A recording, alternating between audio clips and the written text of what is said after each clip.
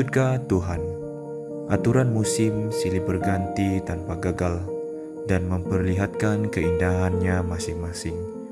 Laut pasang surut begitu teratur mengikut waktu. Bumi berputar tanpa berhenti. Langit juga tidak pernah gagal bertukar siang dan malam.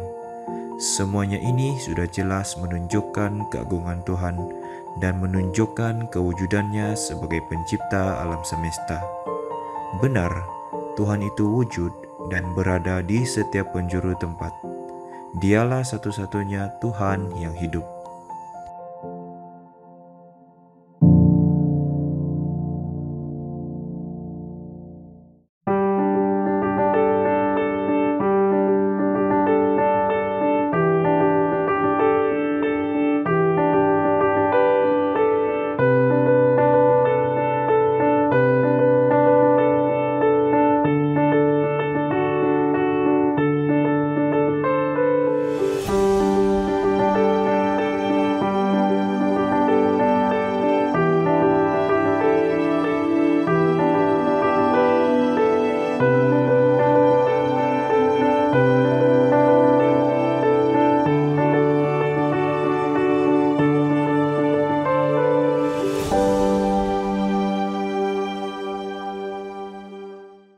Haleluya, salam damai sejahtera kepada semua teman-teman yang menghadiri kebaktian ini di dalam melalui talian di sini.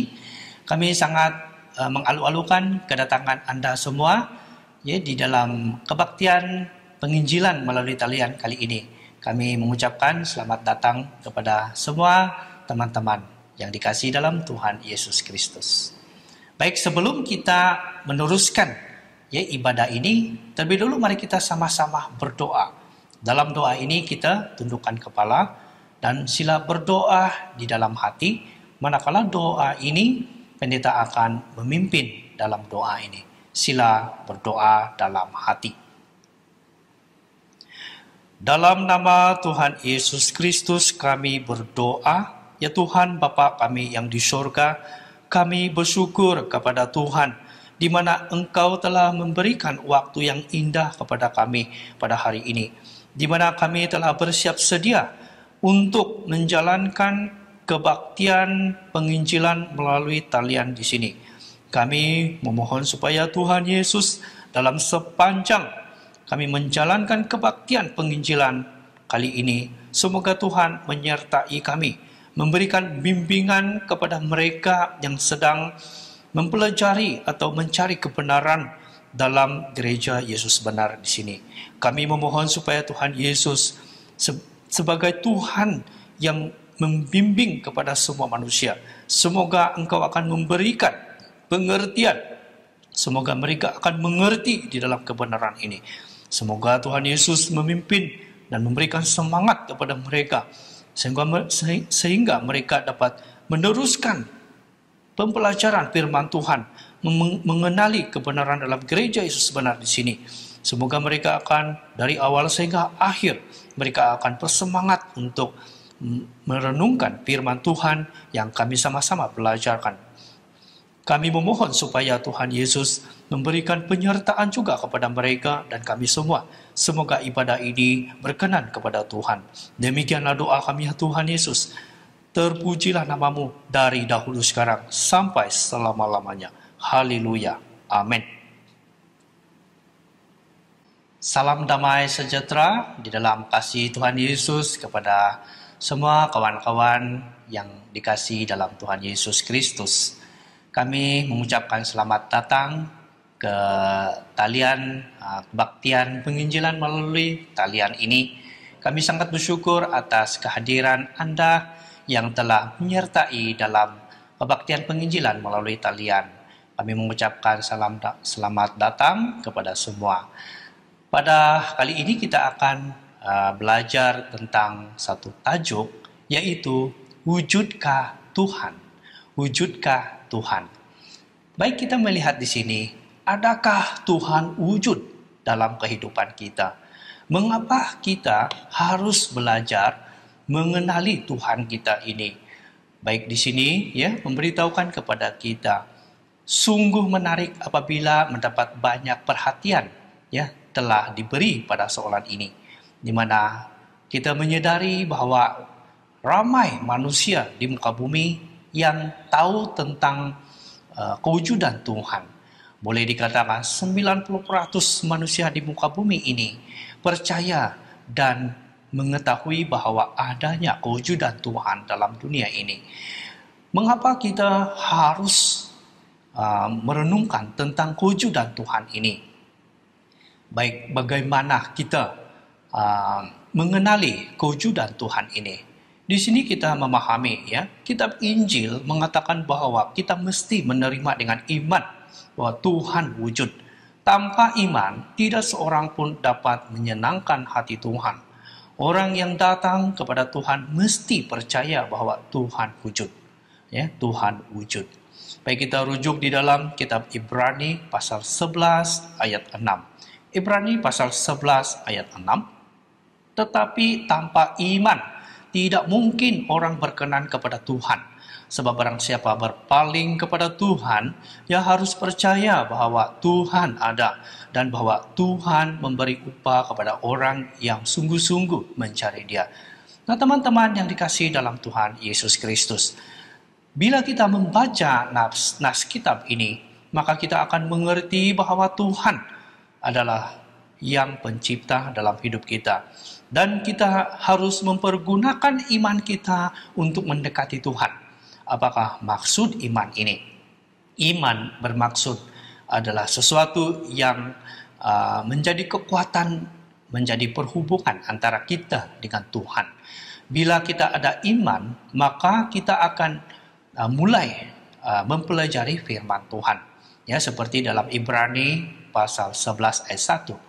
Iman adalah dasar dari segala sesuatu yang kita harapkan.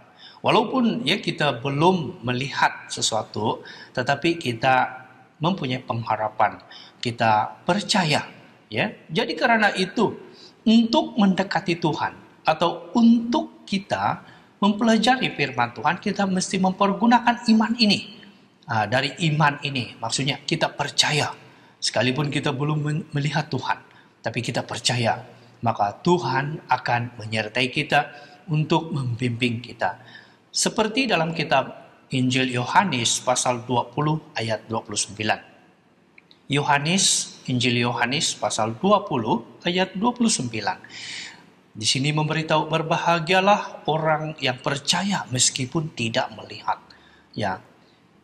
Di sini Yesus memberitahu, karena engkau telah melihat aku, maka engkau percaya. Berbahagialah mereka yang tidak melihat, namun percaya.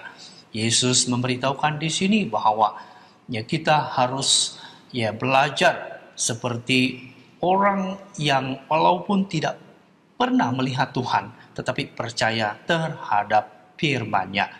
Karena itulah betapa terangnya langit menyatakan kemuliaan Tuhan yang memberitahukan bahwa sejelasnya ya juga cakrawala menunjukkan perbuatannya. Ya, ini membuktikan bahwa satu makna yang memberitahu, menyedarkan bukti mengenai kewujudan Tuhan kita. Injil inilah yang memberitahukan tentang bahwa betapa terangnya langit menyatakan kemuliaan Tuhan. Baik di dalam kitab Mazmur pasal 19 ayat 1 hingga ayat 4. Di sini juga memberitahukan tentang di mana dengan melihat bintang kita akan memahami betapa besarnya ya kewujudan Tuhan yang telah mencipta. Teman-teman yang dikasihi dalam Tuhan, memang benar apabila kita di zaman akhir ini kita melihat bahwa bagaimana sebenarnya kewujudan Tuhan ini.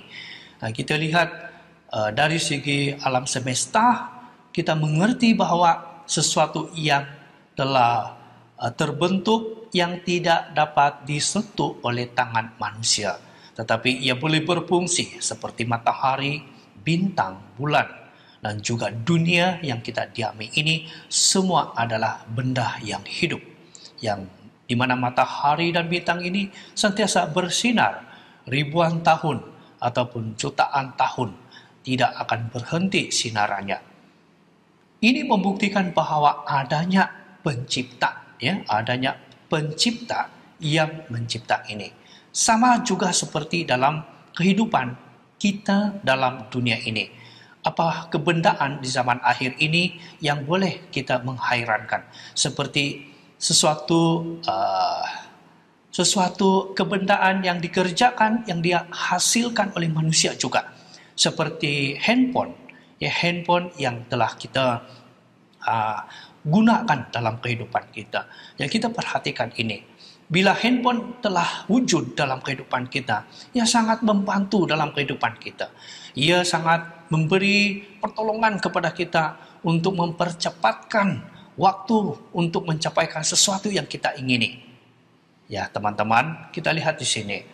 Dengan adanya kelahiran handphone atau teknologi yang telah diusahakan oleh manusia ini, sudah tentu, ya, benda-benda seperti ini ada yang telah mencipta. Kita lihat, ya, dia tidak akan wujud, ya, dengan kewujudan seperti keinginan kita. Manusia ini mau seperti ada sesuatu yang ada di dalam hati dan pemikiran yang boleh wujud di depan mata dengan tanpa menggunakan sedikit tenaga ataupun sentuhan tangan. Namun kita sebagai manusia yang hidup di dalam dunia, kita tidak seperti Tuhan yang mempergunakan firman-Nya untuk menghasilkan sesuatu objek.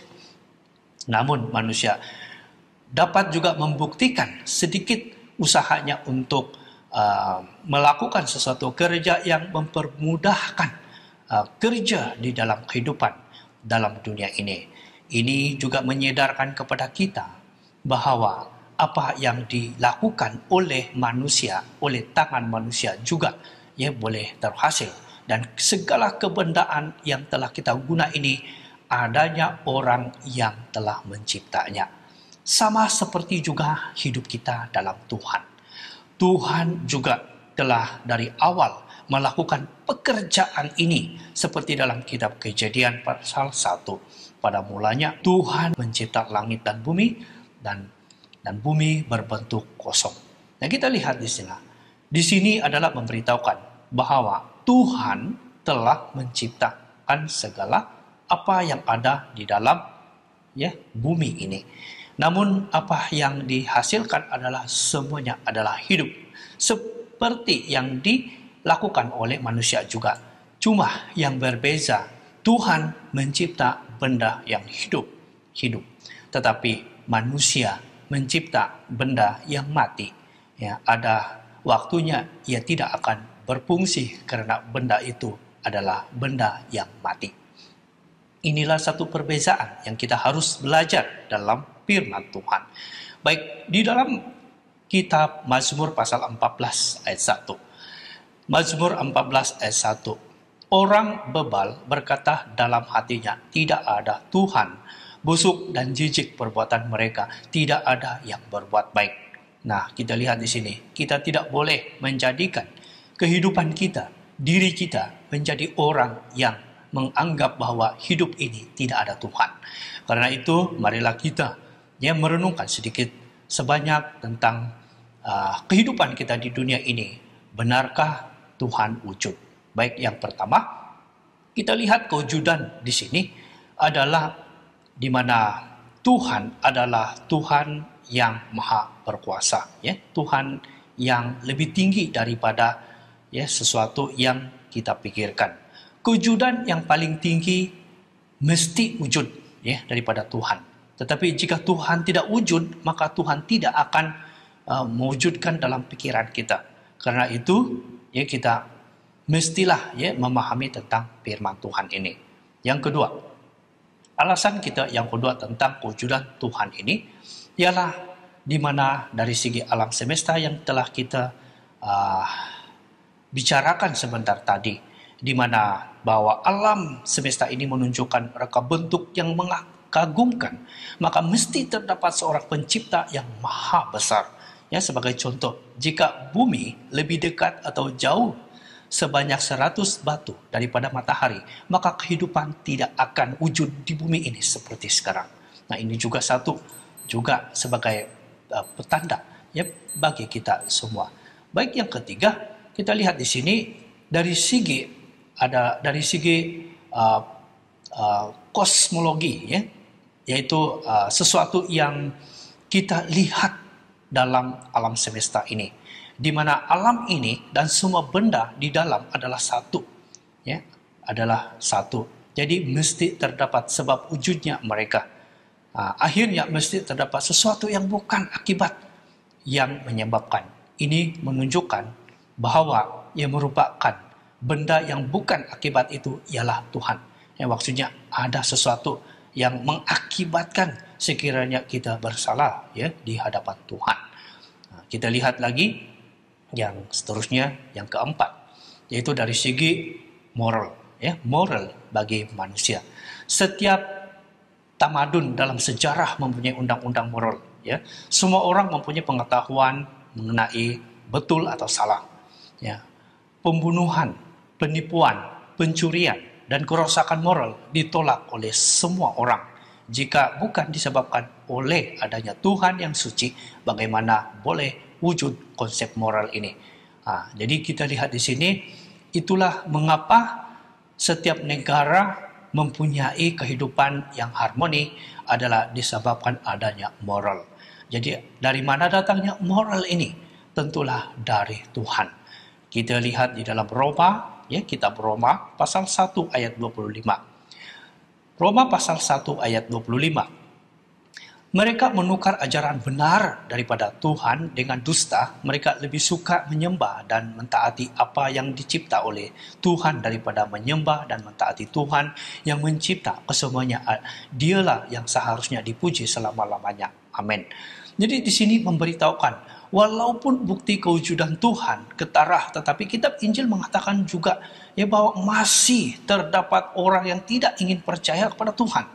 Maksudnya, sekalipun Injil ini sudah diberikan kepada manusia, tetapi masih ada orang tidak mau percaya. Kita lihat lagi Roma pasal 1 ayat 20. Roma pasal 1 ayat 20. Sebab apa yang tidak nampak daripadanya, yaitu kekuatannya yang kekal dan keilahiannya, dapat nampak kepada pikiran karyanya sejak dunia diciptakan sehingga mereka tidak dapat berdalih. Kita lihat di sini teman-teman yang dikasihi dalam Tuhan. Kitab Injil juga, ya, menyatakan bahwa kita tidak ada alasan yang betul untuk menafikan Tuhan. Sejak Tuhan menciptakan dunia, sifat-sifat Tuhan yang tidak kelihatan, baik kuasanya yang kekal, walaupun keadaannya sebagai Tuhan, dapat dipahami oleh manusia melalui segala yang sudah diciptakan. Oleh itu, manusia sama sekali tidak mempunyai dalih untuk membela diri. Maksudnya, akhirnya manusia juga tidak dapat, ya, membela diri sekalipun ia menolak bahwa dia tidak mengenal Tuhan. Oleh itu, iman sangat berharga di dalam hidup kita, dalam dunia, untuk menyokong, menjadi kekuatan untuk percaya pada Tuhan. Kita kembali kepada Ibrani pasal 11 ayat 6. Kitab Ibrani pasal 11 ayat 6. Tetapi tanpa iman tidak mungkin orang berkenan kepada Tuhan. Sebab barang siapa berpaling kepada Tuhan, ia harus percaya bahwa Tuhan ada, dan bahwa Tuhan memberi upah kepada orang yang sungguh-sungguh mencarinya. Teman-teman yang dikasihi dalam Tuhan, dalam kitab Ibrani pasal 11 ayat 6 di sini, dia sangat menyokong, memberitahukan kepada kita bahwa tanpa iman tidak mungkin orang berkenan kepada Tuhan. Kita tahu penulis kitab Ibrani ini adalah seorang yang beriman, yang percaya kepada Tuhan. Karena itu, untuk kita menyokong tentang soalan ini, wujudkah Tuhan, maka kita akan dapat menjawab melalui kepercayaan, meletakkan iman kepercayaan kita dalam Tuhan. Kita merendahkan diri, kita harus meneliti dan memasuki ajaran Tuhan. Baik, yang kedua, kita lihat dari segi pengajaran tentang wujudkah Tuhan ini. Yang pertama, kita tahu tadi kita telah membahaskan bahwa Tuhan wujud, di mana Tuhan adalah Roh, sedia ada, kekal abadi, berkebolehan luar biasa, kewujudannya melebihi alam semesta, senantiasa wujud meliputi alam semesta. Ini sudah merujuk kepada Yohanes pasal 4 ayat 24. Baik, kita merujuk Injil Yohanes pasal 4 ayat 24. Ayat 24, Tuhan itu roh dan barang siapa menyembah dia harus menyembahnya dalam roh dan kebenaran. Nah, kawan-kawan yang dikasihi dalam Tuhan, di sini kita memberitahukan, di sini Tuhan Yesus sendiri memberitahukan bahwa Tuhan itu adalah roh. Jadi karena itu kita mesti mencari Tuhan dalam kehidupan rohani. Karena Tuhan adalah maha ada, wujud di mana-mana, maha kuasa, paling berkuasa, maha tahu segala-galanya, ya, suci. Dia juga ada sifat cemburu, membenci kejahatan, dan ia juga mempunyai sifat penyayang, setia, adil, dan berbalas kasihan. Inilah perkara yang sangat kita perhatikan dalam kewujudan Tuhan ini. Ya, Tuhan adalah Tuhan yang telah pernah, ya, wujud dalam hidup kita. Baik, kita lihat yang kedua. Siapakah Tuhan ini? Tuhan yang kita sebut ini adalah Tuhan Yesus. Ya, Yesus adalah Tuhan yang benar. Kita rujuk di dalam Kisah Para Rasul. Kisah Para Rasul pasal 2. Kisah Para Rasul pasal 2 ayat 36. Ayat 36. Jadi seluruh kaum Israel harus tahu dengan pasti bahwa Tuhan telah membuat Yesus yang kamu salibkan itu menjadi Tuhan dan Kristus. Teman-teman yang dikasihi dalam Tuhan, pernahkah kita berpikir untuk mencari Tuhan? Karena itu disinilah permulaan kita, bagaimana kita mencari Tuhan. Tuhan kita adalah Tuhan Yesus.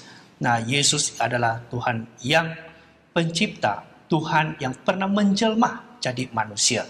Dia adalah mempunyai sifat ilahi. Yesus adalah nama Tuhan yang diberikan oleh Bapa di sorga. Dan ia adalah dilahirkan di dunia sebagai penyelamat kita, yaitu juru selamat yang tunggal dan dibangkitkan oleh Bapa di sorga daripada kematian.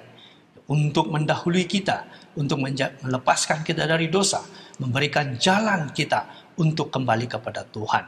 Dan kemudian dia telah memberikan Roh Kudus kepada kita di dalam kitab Injil Lukas pasal 11 ayat 13. Dia juga telah menyucikan kita dalam Ibrani pasal 9 ayat 14. Dia juga dikuburkan oleh baptisan. Ini menjadi satu perlambangan dalam kehidupan kita dalam Roma pasal 6 ayat 4. Di mana ya, ini adalah satu perlambangan bagaimana kita melepaskan kita daripada dosa yang mematikan kita sehingga kita tidak dapat kembali kepada Tuhan. Karena itu Tuhan Yesus memberikan jalan ini dalam baptisan untuk mematikan maut itu dalam hidup kita dan dapat kembali kepada Tuhan. Oleh itu, ya, apakah matlamat penyelamatan kewujudan Tuhan dalam kehidupan kita? Bila kita memahami tentang kewujudannya, apakah yang harus kita tanamkan untuk supaya kita dapat memasuki dan bersemangat untuk melayani Tuhan di sini? Yaitu kita mesti tidak juga boleh lupa bahwa Tuhan walaupun Dia adalah pengasih, Dia adalah menyucikan ya dosa kita, Dia adalah Tuhan yang membantu simpati kepada kita, tetapi Ia juga adalah Tuhan yang penghakim. Baik, kita lihat lagi di dalam kitab Yohanes. Injil Yohanes pasal 5 ayat 22. Injil Yohanes pasal 5 ayat 22. Ayat 22. Bapa tidak menghakimi siapapun melainkan telah menyerahkan penghakiman itu seluruhnya kepada anak. 23. Supaya semua orang menghormati anak sama seperti mereka menghormati Bapa. Barang siapa tidak menghormati anak, ia juga tidak menghormati Bapa yang mengutus dia. Nah, teman-teman yang dikasihi dalam Tuhan, Tuhan Yesus ini adalah disebut ya anak, ya disebut anak. Tetapi Bapa tidak menghakimi siapapun melainkan ya Dia telah menyerahkan penghakiman itu seluruhnya kepada anak. Siapakah anak yang dimaksudkan di sini? Itulah Tuhan Yesus. Karena itu kedudukan Tuhan Yesus yang disangka oleh umat percaya Tuhan seperti orang Israel dahulu. Mereka menganggap bahwa Yesus bukan Tuhan. Namun sayang sekali bila kita membaca nas firman Tuhan ini, Yesus sendiri memberitahukan bahwa Ia adalah penghakim dan penghakiman dari Bapa telah menyerahkan kepada anaknya, bermaksud Tuhan Yesus sebagai penghakim bagi kita. Walaupun kita tahu bahwa Ia adalah seorang yang sangat mengasihi kepada semua orang, Dia melayani orang berdosa, tetapi bukan bermaksud orang berdosa boleh masuk surga tanpa dengan syarat Tuhan. Namun dengan pelayanan memberikan penyelamatan kepada orang berdosa ini bermaksud hanya adalah pilihan bagi manusia. Kita harus menyadar dosa kita dan kita mesti menyucikan dosa kita berlandaskan ajaran yang telah diletakkan oleh Tuhan Yesus dari hal perbuatan yang diberikan sebagai jalan keselamatan bagi kita. Jadi karena itu kita mesti percaya, kita harus menukarkan pemikiran kita yang tidak percaya wujud dengan Tuhan, tetapi kita harus menukarkan pemikiran dan banyak bertanya dan banyak menyelidiki tentang apakah Tuhan wujud dalam kehidupan kita ataupun dalam dunia. Jadi inilah perkongsian yang kita dapat belajar untuk kali ini, di mana memberitahukan kepada kita, wujudkah Tuhan? Dari hal ini maka kita dapat menyadar, membuka sedikit pemikiran kita untuk mempelajari firman Tuhan ini lebih mendalam. Semoga kita terus bersemangat untuk memasuki dalam pembelajaran firman Tuhan dalam talian ini. Jangan kita berputus asa, jangan kita tidak memahami dan berhenti dengan hati kita yang tidak ada minat untuk mencari Tuhan. Maka kita harus berdoalah kepada Tuhan supaya kita dapat benar-benar melihat kewujudan Tuhan dalam hidup kita. Semoga Tuhan Yesus memberkati kita semua. Amin.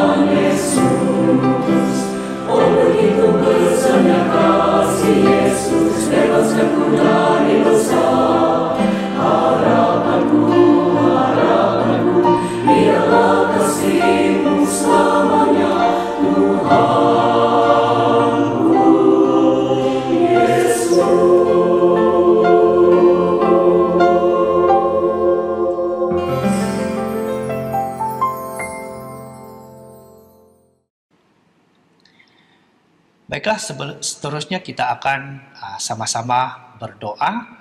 Kita menamatkan kebaktian penginjilan melalui talian kali ini dengan doa ini. Kita bersyukur atas segala berkat pimpinan Tuhan dalam pembelajaran firman Tuhan yang kita telah belajar bersama-sama sebentar tadi. Kita berterima kasih atas segala puji-pujian yang disampaikan oleh penyampai kidung-kidung puji-pujian sebentar tadi.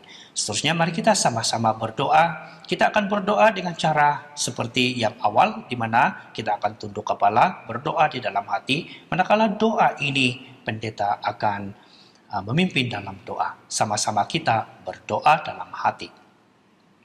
Dalam nama Tuhan Yesus Kristus kami berdoa. Tuhan Yesus Kristus Bapa di sorga, kami bersyukur kepada Tuhan di mana sepanjang ibadah dalam talian kali ini Tuhan Yesus menyertai kami. Kami sangat bersyukur atas segala berkat pimpinan Tuhan, menyedarkan kepada kami semua, terutamanya kepada mereka yang sedang mencari kebenaran. Semoga Tuhan Yesus mengasihi mereka. Semoga mereka akan terus bersemangat untuk mencari kebenaran dalam kehidupan ini, agar mereka juga akan memahami firman Tuhan. Semoga Tuhan memberkati mereka. Semoga mereka akan memasuki dalam jalan penyelamatan ini. Demikianlah doa kami ya Tuhan. Kami sangat bersyukur atas segala berkat pimpinan Tuhan. Terpujilah nama-Mu dari dahulu sekarang sampai selama-lamanya. Haleluya. Amin. Teman-teman yang dikasihi dalam Tuhan, kita sangat bersyukur kepada Tuhan.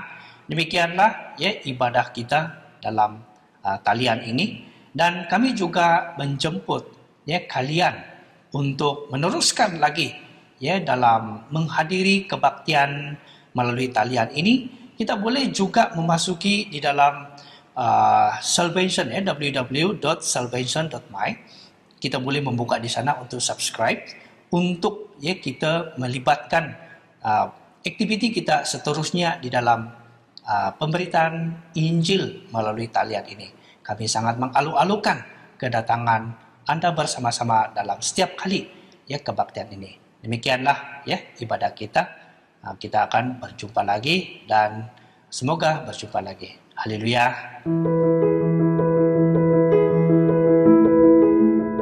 Cara berdoa. Berlutut, genggamkan kedua-dua tangan dan pejamkan mata. Mulakan dengan berkata, "Dalam nama Tuhan Yesus saya berdoa." Puji Tuhan dengan berkata, "Haleluya." Luangkan masa untuk bercakap dengan Tuhan dari hati dan memintanya agar memenuhi kita dengan Roh Kudus. Akhiri doa dengan berkata, Amin. Haleluya ialah bahasa Ibrani yang membawa maksud puji Tuhan.